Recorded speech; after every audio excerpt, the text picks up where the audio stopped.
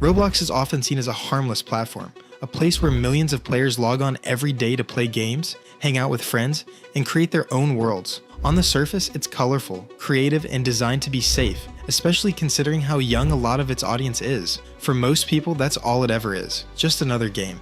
But when a platform reaches the size that Roblox has, things don't stay that simple for long. Over the years, there have been incidents that range from strange and unsettling to genuinely disturbing. Some of them are easy to brush off at first: weird games, odd glitches, things that don't quite feel right. But the deeper you look, the more you start to realize that some of these cases go far beyond simple bugs or trolling. There have been games designed with hidden intentions, exploits that don't just affect gameplay but the players themselves, and in some cases, situations that don't stay inside Roblox at all, crossing into the real world in ways that are difficult to ignore. What makes this even more unsettling is how quickly a lot of these incidents disappear. Games get taken down, accounts vanish, and discussions are either buried or forgotten over time, and because of that, most players never even realize they happened. But that doesn't mean they didn't. In this video, we're going to be looking at some of the most disturbing Roblox incidents, starting with a game that didn't just break the rules, but was designed to get players permanently banned. What makes this case stand out isn't just what happened, but how it unfolded, because the incident that would eventually become known as Crosswoods didn't start with that name, and it didn't begin as something widely recognized. At first, it existed quietly, buried among thousands of other games on the platform, with nothing to immediately suggest that it was any different. There were no warnings, no major posts, and no reason for players to be cautious. And that lack of attention is exactly what allowed it to develop into something much larger. Before Crosswoods was ever released, there were already signs that something unusual was being tested behind the scenes. The account, later associated with the incident, commonly referred to as client error, had existed for some time prior and didn't attract much attention on its own. It had very little activity, minimal connections, and almost no reason to stand out. However, when people later looked into it more closely, they began to notice small details that didn't quite line up, including references in its description and links pointing outside of Roblox. This led to speculation that the account wasn't controlled by a single individual, but instead shared between multiple people, with one name in particular appearing repeatedly: Syntax. Syntax had already been loosely connected to earlier incidents within the Roblox community.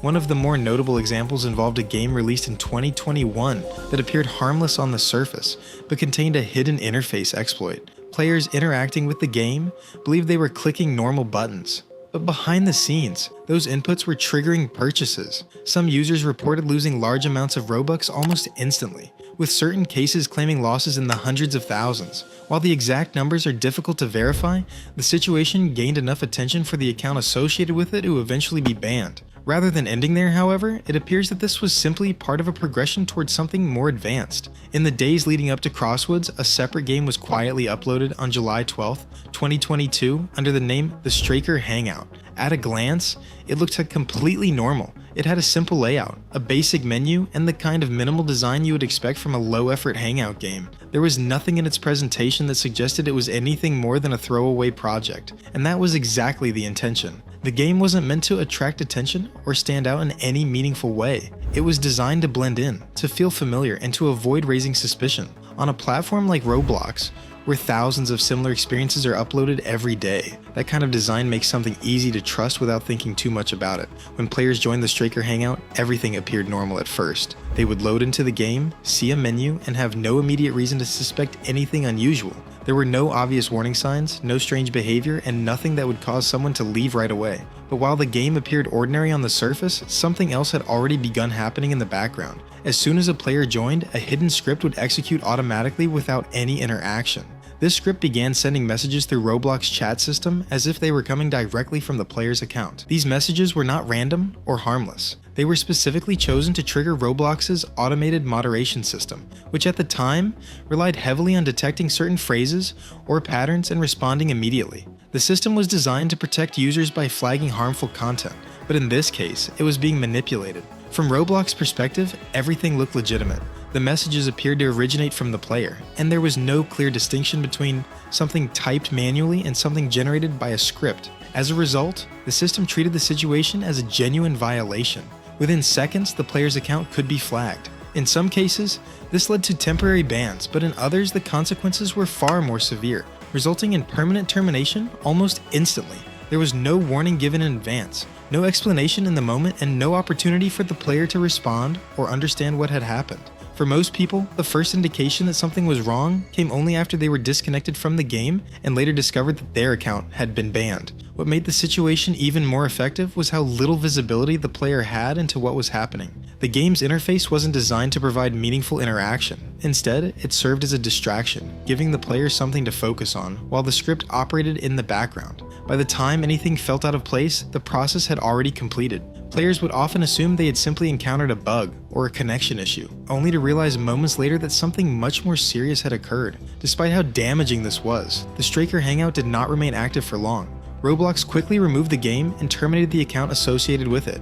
From an outside perspective, it appeared that the issue had been identified and resolved before it could spread further. However, this assumption turned out to be incorrect. Rather than abandoning the exploit, the individuals behind it adapted their approach. They shifted away from the original account and moved development to a different one, allowing them to continue without drawing immediate attention. That account was client error. Unlike the previous account, client error had already existed and did not immediately raise suspicion. It didn't stand out, and it wasn't directly linked to the earlier incident in an obvious way. This made it an ideal place to continue development while avoiding detection. Around this time, there were also indications that a more refined version of the exploit was being prepared. Mentions began appearing in Discord conversations, suggesting that a new game would be released, one that would be more effective and less noticeable than what came before.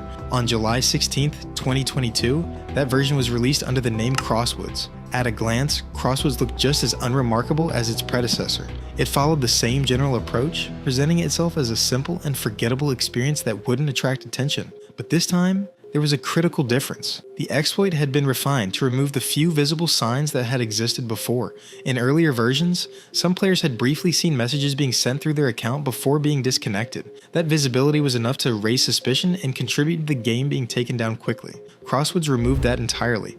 In this version, the chat was effectively hidden from the player. When the script executed, there was no visible indication that anything was happening. No messages appeared, no logs could be seen, and no feedback was given. From the player's perspective, the game would simply load, remain idle for a few seconds, and then disconnect without explanation. That small change made a significant difference, as it removed the only clue that something was wrong before the punishment was applied. The outcome, however, remained the same. Within seconds of joining, players would be removed from the game, and shortly after, their accounts would be flagged or terminated. For many, the first real sign that something had happened came only when they attempted to log back in and discovered that access to their account had been restricted. As more players encountered Crosswoods, reports began spreading across Discord, Twitter, and YouTube. Initially, there was confusion, with some assuming it was a glitch or a bug, affecting Roblox's moderation system. However, as more cases appeared, a clear pattern began to form. Every affected account had one thing in common: they had all joined the same game. Once that connection was made, the situation escalated quickly. Information about Crosswoods spread across the community, with players warning each other not to join unknown games. At the same time, links to the game began circulating more widely, sometimes shared out of curiosity, and in other cases deliberately used to trick others into joining. This wasn't just an isolated exploit anymore. It was something being actively distributed. The situation gained further attention when content creators and streamers became involved. One of the more widely shared moments came from a streamer, Clark1000, who joined the game live and was affected by the exploit. Incidents like this helped confirm that the issue was real and not just a rumor, bringing even more visibility to what was happening. You cannot say slurs like that, so I'm gonna have to time out you for like 10 minutes. No racial slurs. Yeah, no slurs. Leave the game. I'm fine. Oh.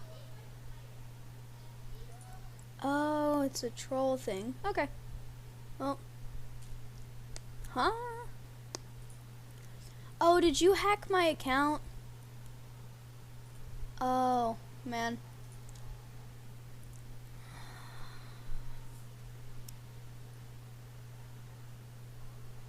No, what?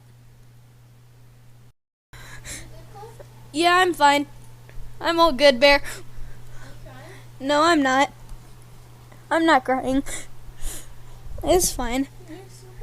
No, I'm not. I'm not crying. I see it here. No, I'm not, Bear. Just do a Roblox appeal and tell them what happened. Yeah, I'm gonna do a Roblox appeal. As clips spread and larger, Roblox-focused accounts began warning their audiences, Crosswoods quickly shifted from a niche exploit into one of the most widely discussed Roblox incidents of that period. By July 18th, the incident had reached a much larger audience. Roblox-focused news accounts and community figures began posting warnings, explaining that the game was effectively exploiting the moderation system by making it appear as though players had sent messages they never actually typed. For many, this was the most concerning aspect of the situation. It wasn't just about a malicious game, but about a vulnerability in the platform itself, a weakness that could be weaponized against ordinary users. Not long after, Crosswoods was made private, limiting further access. Whether this was done to avoid attention or as a precaution against removal is unclear, but the result was the same. Players could no longer join the game. Shortly afterward, Roblox stepped in more directly, removing the experience entirely and terminating the accounts associated with it. At the same time, affected players began submitting appeals. As the situation became clear, Roblox started restoring accounts that had been falsely banned as a result of the exploit. On July 19th, a Roblox developer publicly acknowledged the issue, confirming that the vulnerability had been identified and that fixes were already being implemented to prevent similar incidents in the future. And that is what made Crosswoods different. It wasn't just another exploit or another malicious game. It was a moment where the platform itself was turned against its own players. While Crosswoods exposed a flaw inside Roblox itself, not every threat came from within the platform. Some of the most effective ones existed around it, relying on something much simpler: trust. And long before exploits like Crosswoods existed, there was already a problem that kept resurfacing again and again: the promise of free Robux. Back in 2011 and 2012, videos promising free currency were everywhere. YouTube was filled with titles claiming things like "free Robux generator working 2012", usually showing what looked like simple software that could instantly add Robux or ticks to your account. At the time, Roblox was still growing, and a large portion of its audience was much younger, which made these kinds of claims especially convincing. For many players, there wasn't much reason to doubt it. If a video showed the number going up and there were comments saying it worked, that was often enough. The videos themselves were usually simple but effective. Most of them were screen recordings with no commentary showing a program being opened, a username being entered, and then some kind of process running before the player's balance appeared to increase. In reality, this was often done through basic editing tricks or browser inspection, but unless you already understood how those things worked, it looked completely legitimate. That illusion was the entire point, because the real goal was never the video itself, it was the download link in the description. That's where everything changed. When users clicked that link, they weren't getting any kind of generator. Instead, they were downloading a file disguised as a normal Windows application, something that looked harmless enough to open without thinking too much about it. But the moment it ran, it behaved nothing like what was advertised. So now what happens? Is there any sound?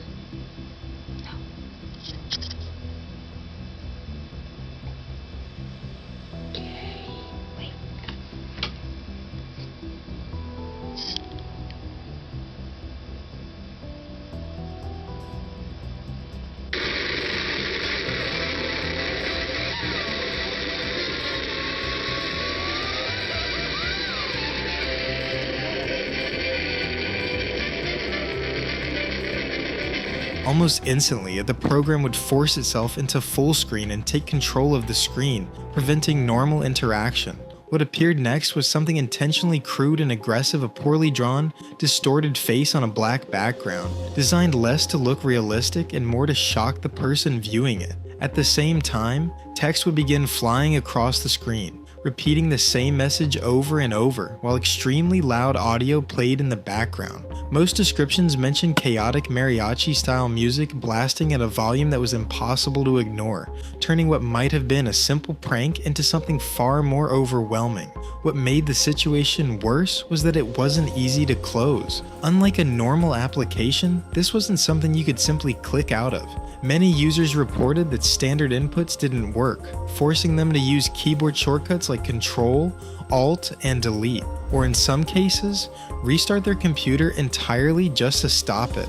For younger players, especially those using shared family computers or not wearing headphones, the sudden noise and loss of control made the experience even more stressful. There are accounts from people saying they got into trouble because of how loud it was, or because it looked like they had downloaded something malicious, which, in a way, they had. What makes this case interesting isn't just the jump scare itself, but how it spread. Unlike something like Crosswoods, which existed entirely within Roblox, this operated outside of it, relying on platforms like YouTube to reach people. It took advantage of the same curiosity that still exists today, the idea that there might be some hidden method, some shortcut, some way to bypass the system and get something for free. That idea hasn't really changed over time, only the methods used to exploit it have. Over time, the original video and its download links disappeared, most likely removed or lost as platforms changed and services like Mega Upload were shut down.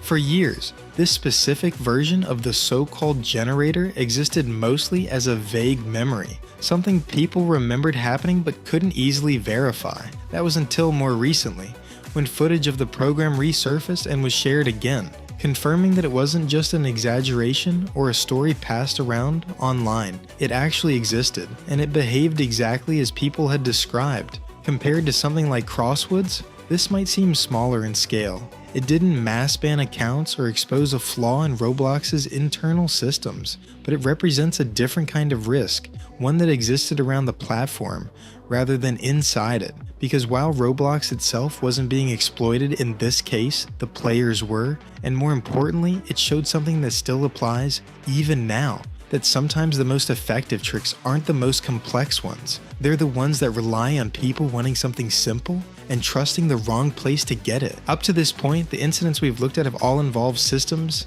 games, or deception. But not every threat on Roblox comes from code or scams. Some of the most serious issues don't involve exploits at all. They involve people.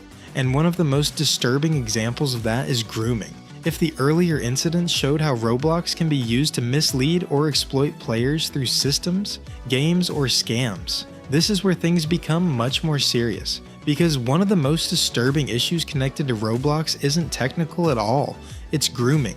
And unlike everything we've covered so far, this isn't something that ends when you leave a game, it's something that happens between people, over time, often in ways that aren't immediately obvious. And by the time it's exposed, the damage has already been done. Roblox has one of the largest young audiences on the internet.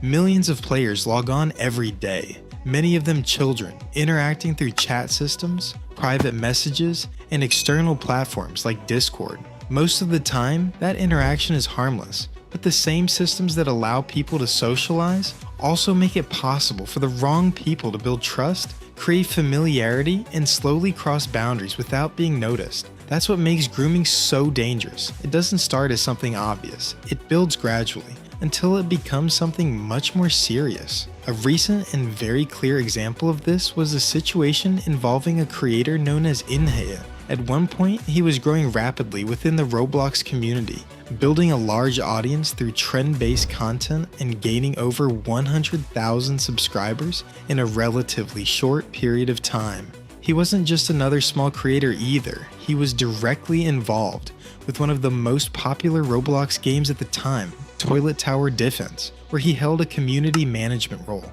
That position gave him influence, visibility, and access to a large audience, many of whom were younger players. From the outside, it looked like a standard success story, a creator finding a niche, growing quickly, and becoming part of a major Roblox experience. But that image didn't last. In May 2024, allegations began circulating online after Ruben Sim posted evidence suggesting that Inhe had been engaging in explicit conversations with a 15-year-old while he was 20. The messages weren't vague or easily misinterpreted. They were direct, sexual, and clearly inappropriate. According to the claims, this behavior wasn't a one-time incident either. Additional evidence suggested he had interacted with another minor in a similar way, including offering Robux in exchange for inappropriate actions, which pointed to a pattern rather than a single mistake. Once this information became public, everything moved quickly. Other creators began covering the situation, videos spread across the community, and the story gained traction almost immediately. A creator who had been rapidly growing, who had influence inside a major Roblox game, and who appeared to be building a long-term career suddenly became the subject of the exact kind of scandal that permanently destroys trust. He lost his role, his Roblox account was terminated, and his reputation was effectively destroyed.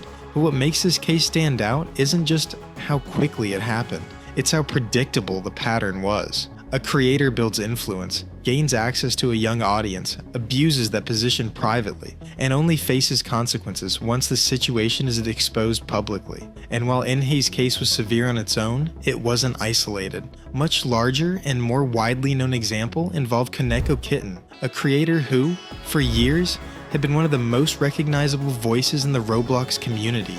He built his platform through commentary videos, covering drama, controversies, and issues within Roblox itself, eventually growing to over 1 million subscribers. For many viewers, he wasn't just another creator. He was someone they trusted to explain what was happening in the community and call out problematic behavior. That trust is part of what made his situation hit as hard as it did.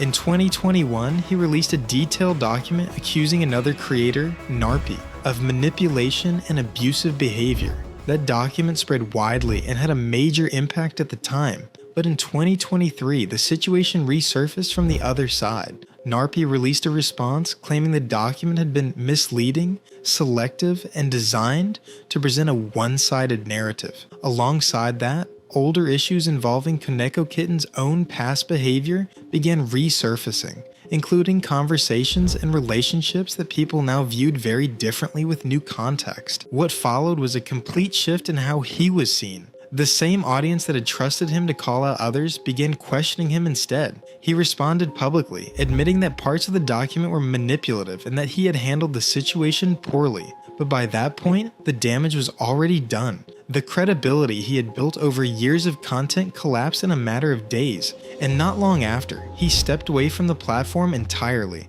What connects both of these cases isn't just the individuals involved, but the pattern behind them. In both situations, the behavior didn't start in a way that immediately raised alarms. It developed through normal interaction, conversations, communities, familiarity, before crossing a line. That's what makes grooming so difficult to identify early on. It doesn't look extreme at the beginning, it looks normal until it isn't. And while these cases are often discussed in terms of messages, screenshots, and online behavior, the impact goes far beyond that. Grooming doesn't just affect someone in the moment, it can change how people trust others, how they see themselves, and how they respond to situations long after the interaction has ended. Most of the time, cases like this stay online. They exist as messages, screenshots, and conversations that eventually get exposed and forgotten.